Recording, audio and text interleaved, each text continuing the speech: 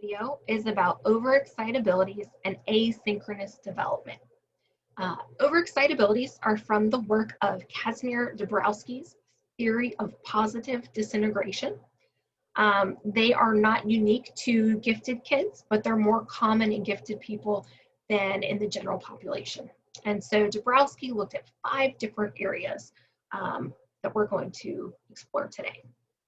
So there's the psychomotor overexcitability. These are the kids who just can't sit still.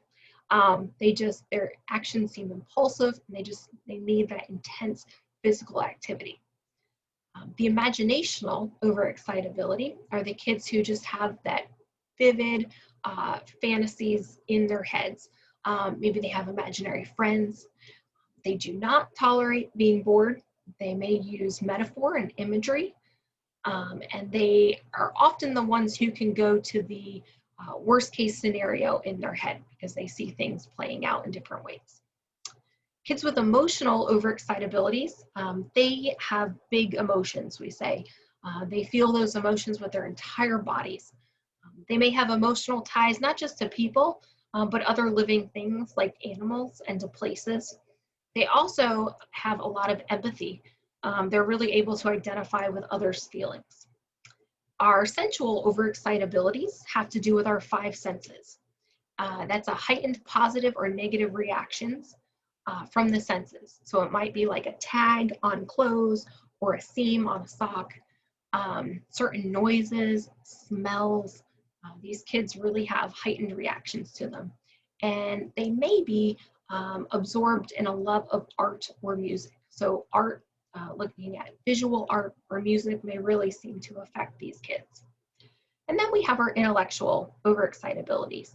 These are the kids where their gears in their heads just don't stop turning. They are able to think about things for an extended period of time, and they may have a passion for asking questions and problem solving. So if you're interested in more information, this information came from Michael P. Hufsky's book, which you can see over on the side, Mellow Out, They Say, If Only I Could. Here is an example of a little guy who is showing his overexcitabilities.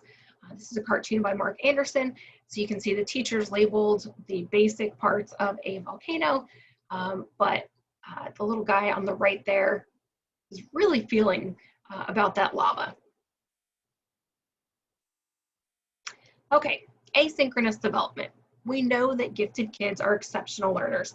They can think abstractly, they have advanced vocabulary, they're able to deal with such cognitive complexities, and they often have multiple areas of talent.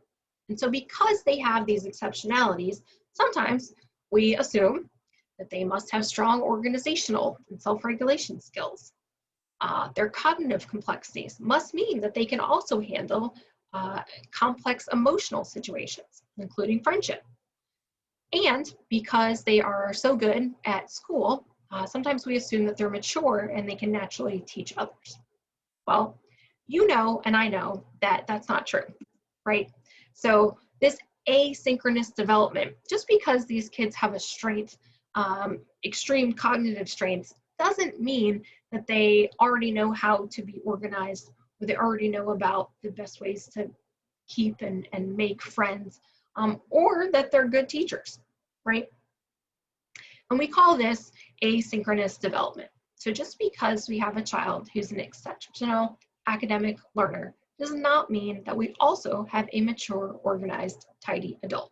So it's just something to keep in mind if your child seems to be showing that maybe they are behind in some type of a skill, like tying shoes or making friends. Think about what would be appropriate for that child's age. And you also have to consider the fact that they have such strong cognitive abilities and that some of their other abilities, like motor skills, may be more age appropriate. Please continue on to watch another video if you'd like.